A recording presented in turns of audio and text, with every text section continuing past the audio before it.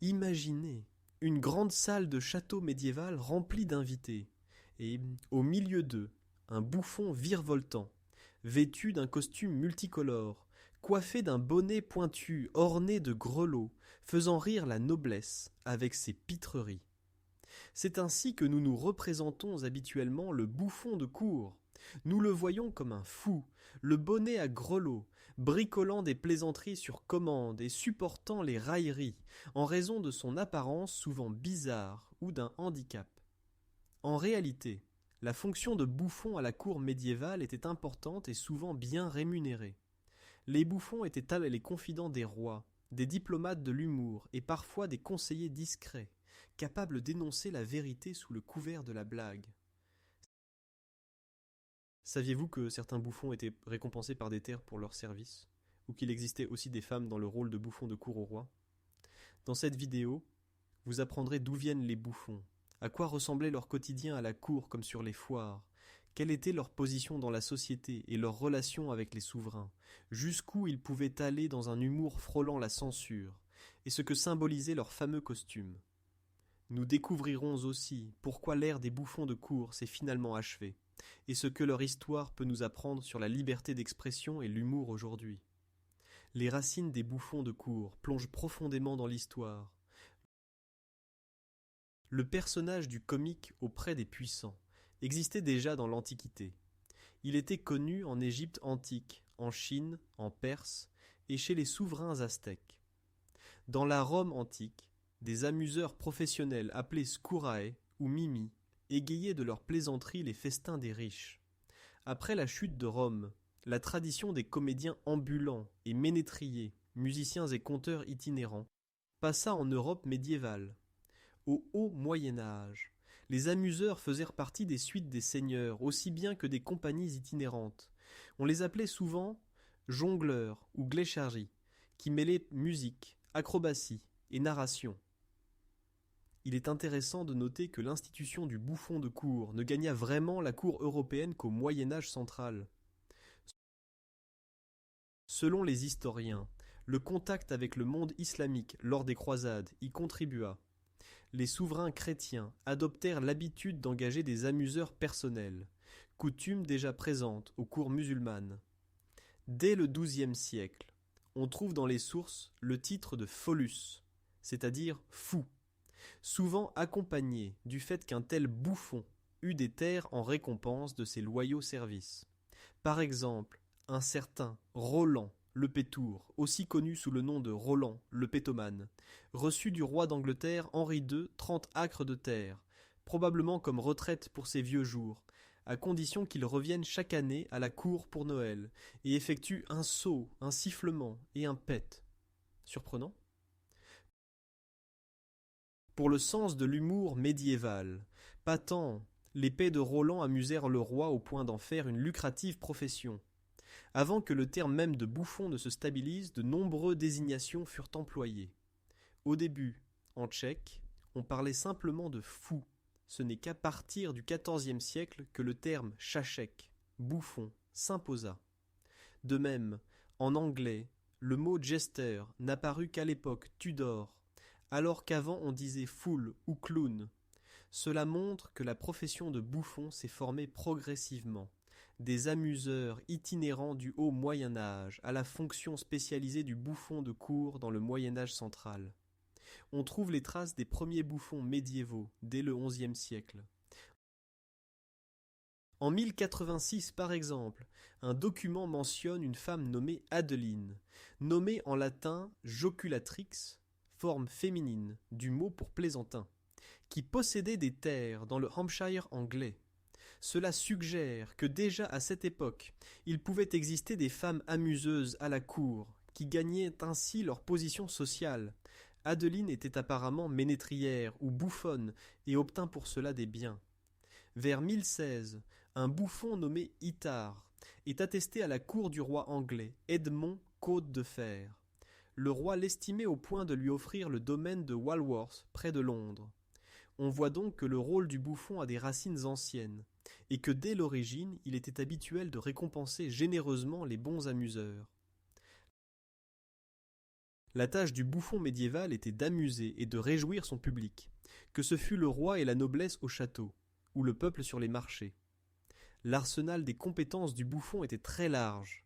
Le bouffon type savait chanter et jouer d'instruments de musique, raconter des histoires et des blagues captivantes, réciter des poèmes satiriques, imiter les autres, exécuter des acrobaties, ou jongler, et souvent, maîtriser des tours de magie simple. Beaucoup de bouffons étaient de véritables artistes polyvalents, une sorte de one-man show médiéval. Tout était subordonné à un but, provoquer le rire. Que ce soit par des jeux de mots à double sens, des parodies de personnages connus ou d'événements, ou en adoptant des mimiques absurdes, il devait toujours s'adapter à l'humeur du public et retenir son attention. Les bouffons œuvraient dans toutes les couches sociales. Ils n'étaient pas seulement présents aux cours royales, il existait aussi des bouffons et amuseurs itinérants qui se produisèrent sur les foires, marchés et festivités populaires. On les appelait différemment, selon les endroits. Par exemple, en France, il existait des sociétés appelées fous ou full societies, qui organisaient des spectacles publics, surtout lors des fêtes et du carnaval. Ce sont ces comédiens de rue qui endossant souvent le costume classique pour nous, la cape à capuchon de bouffon, ornée d'oreilles d'âne ou de grelots, et la veste multicolore, dite en losange. Ils parcouraient les villes en faisant des pitreries, et impliquaient les spectateurs. Certains, dit-on, portaient même leurs enfants sur le dos, en dansant pour augmenter l'effet comique. Dans la culture populaire médiévale, le bouffon avait une place irremplaçable. Il incarnait la joie, la libération des conventions sociales, et servait aussi de soupape de décharge à l'humour populaire, souvent accompagné d'une bonne dose de satire envers les puissants. En revanche, les bouffons de cour employés par la noblesse et les rois occupaient un rôle différent. Ils étaient membres de la maison du souverain. On dit souvent que le bouffon faisait presque partie de la famille, du monarque, comme les valets, les cuisiniers, etc. Ils avaient un salaire régulier, et étaient considérés comme des serviteurs, mais jouissaient d'une position unique à la cour. Leur présence aidait à détendre l'atmosphère lors des banquets, négociations diplomatiques ou cérémonies. Le bouffon savait dérider un roi sombre ou réjouir les invités après une longue journée de chasse. Parfois, il était utilisé pour annoncer de mauvaises nouvelles ou pour commenter des sujets sensibles avec humour, adoucissant ainsi les angles. L'expression bien connue « ne tue pas le messager des mauvaises nouvelles » pourrait bien provenir du rôle du bouffon. C'était lui qui enveloppait la mauvaise nouvelle dans une blague, protégeant ainsi lui-même et autrui de la colère du souverain. Les bouffons faisaient aussi office de chronique vivante et de reflet de l'époque. Leurs plaisanteries visaient souvent l'actualité, les conditions dans le pays ou les intrigues de la cour qu'ils comprenaient bien. Ce n'est pas un hasard si leur symbolique associait la chouette et le miroir. La chouette pour la sagesse, le miroir pour le reflet véridique de la société. En d'autres termes, bien que le bouffon jouât le fou, il comprenait souvent très bien ce qui se passait autour de lui, et par ses plaisanteries, tendait un miroir à la noblesse pour leur hypocrisie et leurs travers. Ce qui nous amène à un autre aspect de son rôle. Le bouffon était un médiateur de la critique et de la vérité, dans un système où les autres devaient y faire très attention à leurs paroles. La vie du bouffon de cour au château avait des similarités avec celle de ses maîtres, et en différait aussi radicalement. Le bouffon avait l'assurance d'un gagne-pain. Il recevait un salaire, des vêtements, de la nourriture, et parfois sa propre chambre au château. Les meilleurs étaient très appréciés et récompensés par des cadeaux. Les souverains estimaient tant leur bouffon que lorsque l'un d'eux quittait le service, par exemple en vieillissant, ils lui offraient souvent des terres ou une rente pour sa retraite. Par exemple, l'empereur Charles IV emmena ses bouffons lors d'une visite à la cour papale d'Avignon. Ils divertirent tailler si bien le pape qu'il leur donna de l'argent en souvenir. Être bouffon de cour n'était donc pas un mauvais métier. C'était jouir de la faveur des puissants et d'une relative sécurité sociale dans des temps incertains. À l'inverse, le bouffon de cour était constamment sous observation et devait bien juger de ce qu'il pouvait ou non se permettre.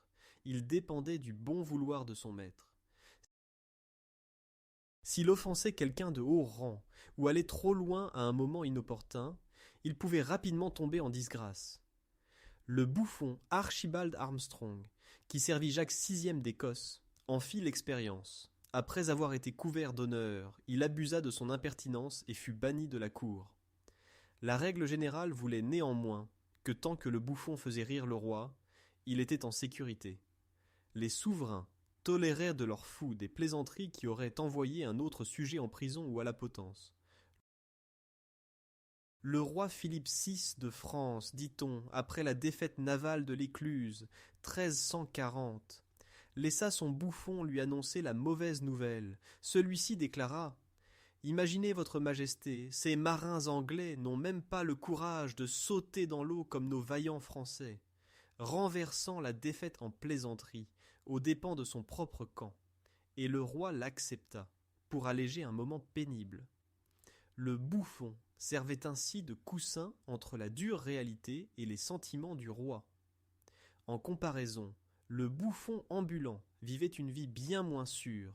Les artistes nomades voyagèrent de ville en ville, jouaient en plein air ou dans les tavernes au chapeau, c'est-à-dire pour des pièces jetées par les spectateurs enthousiastes ou compatissants. Un tel bouffon devait à chaque fois regagner son public et affrontait souvent des dangers sur la route. L'Église le regardait aussi avec suspicion. Les prédicateurs du Moyen Âge qualifiaient parfois les amuseurs itinérants d'immoraux, détournant le peuple de la piété. Pourtant, les bouffons nomades étaient très populaires parmi le peuple. Ils transmettaient des nouvelles d'autres régions, diffusaient de nouvelles chansons et plaisanteries. À une époque sans journaux ni télévision, ils étaient de véritables journaux vivants, alliant information et divertissement. Certains bouffons itinérants ou au service de petites noblesses pouvaient parfois accéder à un poste auprès d'une grande cour. D'autres, à l'inverse, finissèrent dans la mendicité, s'ils vieillissaient ou tombaient malades et ne pouvaient continuer. Comme nous le verrons, il existait même une couche la plus basse parmi les bouffons. Les dits fous naturels, personnes mentalement retardées ou physiquement handicapées, que les riches acquéraient comme curiosité, à des fins de divertissement. Ces malheureux portaient certes le titre de fous du comte X, mais n'étaient en réalité que des mascottes tolérées à la cour, finissant souvent leur jour dans la misère une fois lassés de leur maître. À l'opposé, le bouffon professionnel habile et spirituel pouvait être une personnalité respectée et même participer à des débats sérieux avec une touche d'humour. Ce n'est pas un hasard si, par exemple, frère Jean de Paléchek, bouffon du roi tchèque Georges de Podebradie, fut à la fin presque considéré comme un conseiller royal pour son intelligence. Paléchek était connu pour sa sagacité et sa compassion. Il se déguisait pour visiter les pauvres et connaître leurs souffrances, leur apportant secrètement l'aide financière du roi. Il entra dans l'histoire comme le fou sage, qui mettait à profit sa position à de bonnes fins. Il est rapporté par exemple que lors d'un banquet, Paléchek préféra s'asseoir parmi les domestiques plutôt qu'à la table des seigneurs. Il commença à converser, bruyamment, avec les poissons cuits de son assiette. Lorsque tous rirent et que le roi lui demanda ce qu'il faisait, Paléchek répondit qu'il discutait avec les petits poissons et aimerait aussi parler aux grands poissons, qui ont plus de mémoire. Le roi comprit aussitôt et fit servir les domestiques avec une nourriture aussi bonne que celle des seigneurs. Cette intercession humoristique pour les pauvres montre comment un bouffon pouvait discrètement pointer une injustice. La relation entre le bouffon et le souverain était unique. Le bouffon était l'un des rares à la cour à pouvoir se permettre de la familiarité avec le souverain. Alors que tous les autres courtisans se courbaient devant l'étiquette, le bouffon pouvait faire une remarque légère, taquiner le roi, ou même le faire rire par une espièglerie physique. Bien entendu, tout avait des limites, aussi le roi avait-il sa fierté et sa patience. Mais la règle générale voulait qu'un roi et son bouffon aient une relation pleine d'exagération, parfois presque amicale. Un bon bouffon devait aussi être un excellent psychologue, pour savoir y faire avec son maître. Il devait sentir quand le moment était propice pour une pique acide, et quand valait-il mieux entonner quelques chansons. Il devait percevoir quand le roi avait besoin d'être encouragé, et quand il était préférable de s'effacer. Les souverains tenaient souvent beaucoup à leurs bouffons, et les aimaient. Par exemple, le roi anglais Henri VIII avait une telle affection pour son bouffon William Somers qu'il le garda à la cour toute sa vie, et Somers continua de servir sous les successeurs d'Henri. La fille d'Henri, la reine Marie Tudor, employait même une femme bouffon, la fameuse Jane Fool, appelée aussi Janet, qui la divertissait. On disait que Jane était une fou naturelle, donc mentalement handicapée, mais Marie l'affectionnait comme compagne. En Écosse, la reine Marie Stuart, Mary, Queen of Scots, avait pour bouffon principal Nicole, une Française surnommée la jardinière, l'une des plusieurs femmes bouffons de sa cour. La reine Marie avait le sens de l'humour et sa folle royale, Nicole recevait de la cassette royale des vêtements bigarrés et de nombreuses missions.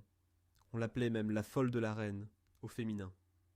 À la chute de Marie Stuart, Nicole retourna en France, ce qui montre que même pour un bouffon, quand son maître tombe, ses privilèges tombent avec. Beaucoup de bouffons sont devenus légendaires grâce à leur esprit dans des moments critiques. Citons notamment Triboulet, bouffon des rois français Louis XII et François Ier. Triboulet taquinait même le roi, et un jour il tapa pour plaisanter sur les fesses de François Ier, ce qui était à aller trop loin. Le roi furieux lui infligea la peine de mort, mais lui accorda le droit de choisir sa manière d'être exécuté. Triboulet répondit aussitôt qu'il souhaitait mourir de vieillesse. Le roi éclata de rire, et, au lieu de l'exécuter, l'exila seulement. Cette histoire, certes probablement amplifiée par la littérature, illustre comment les bouffons marchaient sur une ligne mince. Leurs plaisanteries pouvaient leur sauver la vie, mais quand l'humour échouait, c'était la chute. En général, cependant, les souverains protégeaient leurs bouffons contre autrui. Le bouffon avait une sorte de licence d'impertinence. Il pouvait se permettre de critiquer, voire ridiculiser de hauts personnages, et il devait l'accepter, car le bouffon agissait de la volonté du roi. Par exemple, si un bouffon de cour lançait une pique contre un haut dignitaire ecclésiastique ou un grand seigneur, ces derniers pouvaient s'en offusquer.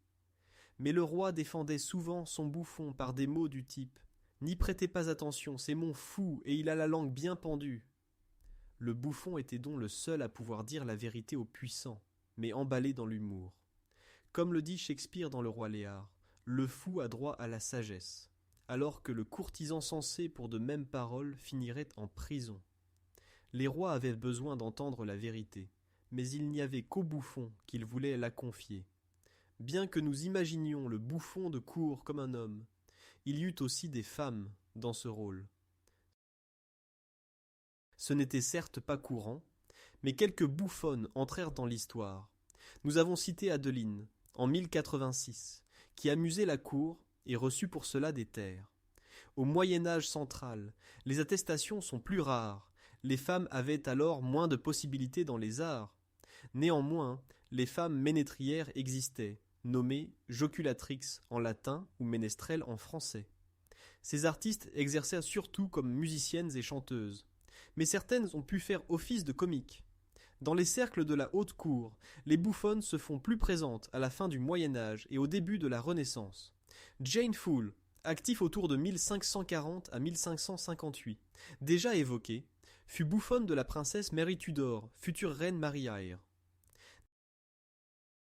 Des archives enregistrent des dépenses pour sa garde-robe et son appartenance à la maison princière. Fait intéressant, Jane Fool n'était peut-être pas une actrice artistique, mais vraisemblablement une folle naturelle et mentalement handicapée, que la famille royale prisait pour son humour candide. Elle est donc néanmoins considérée comme la seule femme bouffon titulaire dans l'Angleterre Tudor, sous le titre de Queen's Fool. Concernant Marie Stuart, reine d'Écosse au XVIe siècle, on sait même qu'elle eut 3 femmes dans le rôle de bouffon. La mieux connue fut la française Nicolas, surnommée la jardinière. Des contes des années 1560 montrent que Nicole recevait des costumes multicolores et remplissait pleinement le rôle de bouffonne à la cour. Elle devint si populaire que les sources françaises la mentionnent après son retour en France. Il est possible que la bouffonne ait été une distraction bienvenue à la cour, car elle pouvait se permettre un humour différent. Et, peut-être, une forme de coquetterie inaccessible au bouffon masculin. En plus de ces exemples, il y avait des femmes naines qui étaient maintenues pour le divertissement à la cour. En Espagne, au XVIIe siècle, le peintre Diego Velázquez a peint les naines de la cour de Philippe IV, dont la jeune Maria Barbola. Mais ces femmes n'étaient souvent pas des bouffonnes à proprement parler, plutôt des jouets vivants pour la cour, ce que nous voyons aujourd'hui comme triste. Les authentiques bouffonnes comme Jane Fool ou Nicole prouvent que l'humour féminin a su atteindre les têtes couronnées.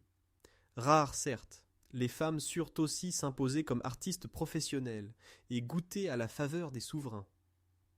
Voyons maintenant en quoi consistait l'humour des bouffons médiévaux. Quel type de plaisanterie Pereptoki se permettait-il ? Existe-t-il une censure ? Les bouffons avaient-ils vraiment carte blanche dans leurs propos ? L'humour des bouffons médiévaux était un exercice d'équilibriste. D'un côté, il y avait le droit de faire rire coûte que coûte, de l'autre, le risque d'offenser des puissants.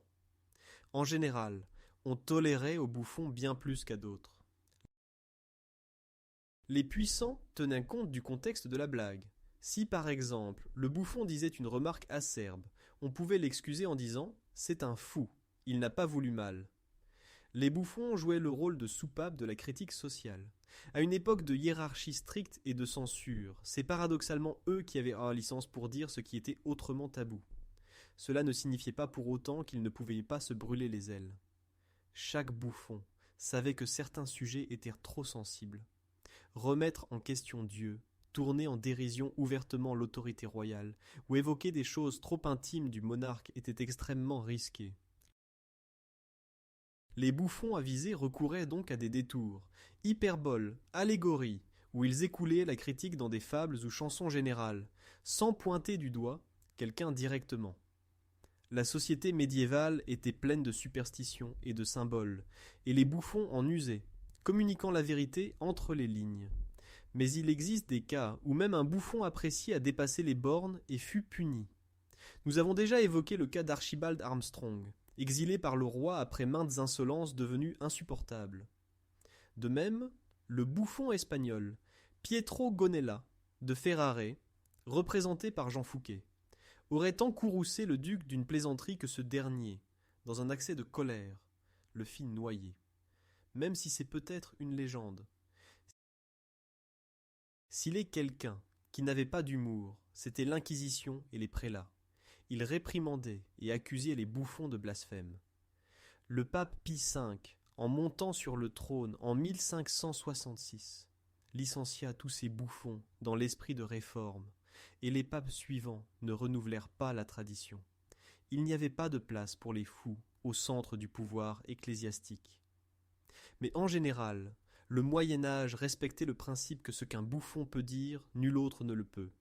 Les bouffons étaient non chéris par les foules, et les rois justement parce qu'ils savaient déformuler des choses désagréables de manière agréable. Ils étaient comme du poivre, forts, mais donnant en petite dose la bonne saveur au plat, à la vie de cour. Le plus beau compliment pour un bouffon était d'être appelé par le souverain le fou sage, preuve que le roi avait compris le conseil ou la vérité cachée dans la blague, et au lieu de se vexer, appréciait la sincérité. Dans les pièces de Shakespeare, issues de cette tradition, c'est souvent le fou qui prononce les plus grandes vérités. Les bouffons médiévaux ont ainsi annoncé le rôle des comiques et satiristes modernes, qui, par l'humour, révèlent la vérité et critiquent les puissants. Prenons un moment pour observer l'apparence et la représentation des bouffons. Qu'est-ce qui constituait leur costume typique et leurs symboles ? Notre image actuelle des bouffons correspond-elle à la réalité historique ? Quand on dit « bouffon », la plupart imaginent un habit typique, un costume multicolore, en losange ou à carreaux, motelé, un chapeau pointu souvent à 3 pointes avec des grelots et un sceptre comique décoré d'une tête, le marotte. Mais cette image vient surtout de l'iconographie de la fin du Moyen Âge et de la Renaissance et des festivals populaires. Les vrais bouffons de cour du Moyen-Âge central s'habillaient souvent, comme les autres gens de la cour, des habits ordinaires, ou parfois plus colorés. Mais ils ne portaient pas tous les jours des grelots. Par exemple, les bouffons professionnels à la cour d'Angleterre, au XIVe siècle, avaient une tenue simple et se distinguaient par leur attitude plus que leur costume. Par contre, les bouffons de rue ou de fête, ceux du carnaval et des festivités populaires, se lâchaient et portaient le costume fou, extravagant, pour être facilement repérable. Dans l'art médiéval, le symbole du bouffon est assez fréquent et nous aide à en imaginer l'aspect. Dans les manuscrits médiévaux, par exemple dans les marges des psautiers ou des livres d'heures, on trouve des images de fous. Ils sont souvent représentés avec des oreilles d'âne sur le bonnet, l'âne symbolisant la bêtise, et parfois dans des vêtements bouffants, couverts de grelots. Les grelots sur les habits et chaussures servaient non seulement de bruitage, mais aussi à signifier « voici le fou ». Au XIVe et XVe siècle, on trouve aussi de véritables portraits de bouffons, comme la peinture de Fouquet représentant Gonella, ou plus tard les portraits de bouffons royaux au cours des Habsbourg, des Valois, etc. On y allie souvent des traits réalistes à des attributs de folie, mini-hochets, petites marottes portées par le bouffon. Fait intéressant, ils ont parfois sur les tableaux un miroir, rappel qu'ils renvoient l'image de la société, ou une chouette, marque de sagesse sous un masque de fou. La coiffe du bouffon pouvait avoir plusieurs formes. Outre la version âne à oreilles, il y avait celle dite du crête de coq, le bonnet en forme de créneau, ou de crête de coq, qui rappelait le coq, encore symbole de bouffonnerie, l'animal étant réputé vaniteux et ridicule. Certains bouffons portèrent des costumes de masques. Ils se déguisaient par exemple en mendiants, pèlerins, ours, etc., pour amuser la cour d'une nouvelle saïnette. Le marotte, sceptre avec le buste du bouffon, était un accessoire favori, un petit sceptre du fou, souvent à l'aspect miniature du porteur, si bien que le bouffon portait sa propre caricature. C'était là la preuve qu'il n'avait pas peur de se moquer de lui-même. Des sources historiques rapportent que la bouffonne Nicole à la cour de Mary Stuart disposait d'une garde-robe entière de costumes multicolores et de bonnets. Le roi Jacques Ier Stuart, fils de Marie, engagea le nain, Geoffrey Hudson, comme bouffon, lequel aurait épaté la reine en jaillissant d'une immense tourte revêtue comme un chevalier, un cadeau vivant humoristique. Ailleurs, les bouffons à la cour de Ferdinand II de Habsbourg à Prague portaient des costumes de sultans ottomans ou d'autres personnages exotiques pour divertir par leur déguisement. Aucune limite à la créativité. Plus l'apparence était extravagante, mieux c'était.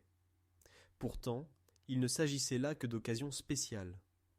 Ordinairement, le bouffon de cour se fondait dans la masse, jusqu'à ce qu'il prenne la parole et se trahisse par la blague. L'âge d'or des bouffons de cour est indissociable du Moyen-Âge et du début des temps modernes. Quand la société changea, la fonction du bouffon changea aussi. La Renaissance et l'humanisme apportèrent de nouvelles formes de spectacle, le théâtre par exemple. Au XVIe siècle, les bouffons professionnels commencèrent à disparaître peu à peu des cours et à s'installer sur les planches en tant que comédiens. En Angleterre, à l'époque d'Elizabeth Eyre, d'anciens bouffons de cour fondèrent des troupes itinérantes ou rejoignirent des compagnies professionnelles. Par exemple, les bouffons de Shakespeare sont inspirés des vrais fous de cour, mais déjà réservés à la scène. Le XVIIIe siècle vit le déclin définitif des bouffons de cour. Les souverains absolutistes, tels que Louis XIV, n'aimaient plus être dérangés à leur table par des amuseurs irrévérencieux. Leur cour était au plus rigide, l'étiquette plus stricte. À cela s'ajoutaient les risques politiques. Comme le montre le sort de Geoffrey Hudson, entraîné dans un duel et impliqué dans les intrigues de la guerre civile anglaise. Être bouffon à la cour n'était plus si tranquille. Les derniers bouffons professionnels subsistèrent dans quelques familles nobles rurales ou à de petites cours jusqu'au XVIIIe siècle. En Angleterre, l'un des derniers fameux fut Samuel Magoty Johnson, bouffon d'un noble jusque dans les années 1700. Mais cela devenait rare. À la fin du XVIIIe et au début du XIXe siècle, le rôle des bouffons se transforma. Naquirent le clown et le comique moderne.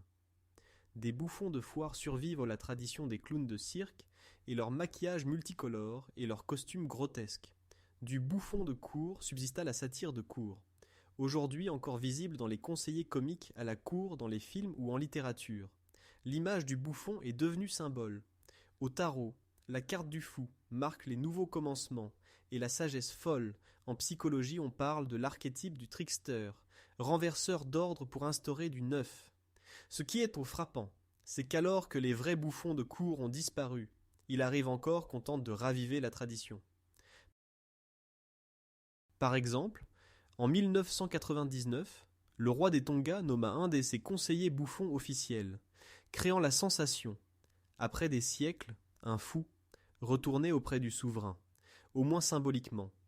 Mais de nos jours, nous n'avons plus besoin de bouffons, ces rôles étant tenus par les médias et les artistes. Pourtant, l'idée d'une personne pouvant dire la vérité aux puissants sans sanction reste aussi attirante qu'au Moyen Âge. L'histoire des bouffons médiévaux nous montre que même à l'époque des rois tout-puissants, il existait une place pour la liberté de parole grâce à l'humour. Les bouffons furent en un sens les premiers combattants de la liberté d'expression. Leur esprit et leur courage à dire l'inconfortable purent influencer les puissants sans épée. Aucun roi n'emploie plus de bouffons aujourd'hui, mais leur héritage perdure. On en retrouve l'écho dans chaque comique ou satiriste qui tend le miroir à la société et aux puissants, comme le firent les fous d'autrefois. Aujourd'hui, en regardant un humoriste de stand-up ou une émission satirique, on voit que la fonction dire la vérité en souriant est toujours nécessaire et actuelle. De l'histoire des bouffons, nous pouvons aussi tirer une leçon sur le pouvoir de l'humour. L'humour peut abattre les barrières, révéler la vérité et rassembler les gens par-delà les classes sociales. Le bouffon médiéval portait sans doute un costume grotesque et se faisait passer pour un fou, mais il transmettait souvent à son public sagesse et espoir, et savait parfois influer sur les choses là où tous les autres échouaient. J'espère que la véritable vie des bouffons médiévaux vous aura surpris et enrichi. Je vous invite à liker la vidéo et à la partager autour de vous. Merci de votre attention et à la prochaine. N'oubliez pas que le rire est le sel de la vie que l'on cultive depuis la nuit des temps.